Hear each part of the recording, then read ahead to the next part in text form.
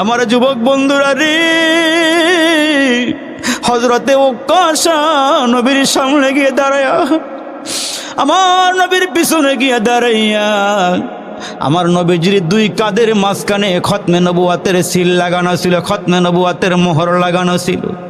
হযরতে উকাশা হাতের চাবুকটা ফালাইয়া দিয়া পিছন দিক দিয়া জড়াইয়া ধইরা ওই খতমে নবুয়াতের মোহরের মধ্যে চুমা খাওয়া শুরু করে দিলেন।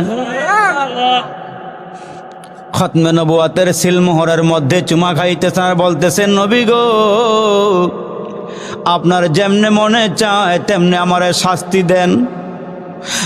নবীজি, এই মুহূর্তে সাহাবীদের সামনে আমি বেয়াদবি করে পালাইছি। ওগো নবীজি, আমি আগে কাফের ছিলাম, আমি জীবনভর শুনে আসছি আপনার পিঠের মধ্যে নাকি নবুয়তের একটা সিলমোহর লাগানো আছে। ওগো আল্লাহ নবী, আমি আপনার আখলাক দেখেছি, আমি আপনার চেহারা দেখেছি, আমি আপনার হাত দেখেছি, আমি আপনার পা দেখেছি। ওগো নবীজি, আমি মুগ্ধ হয়ে গেছি।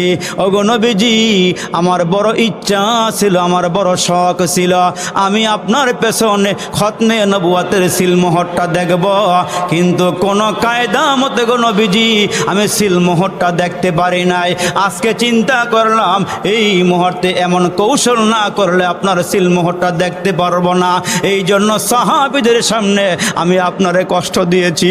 ওগো নবীজি, আপনি আমারে মাফ করে দেন।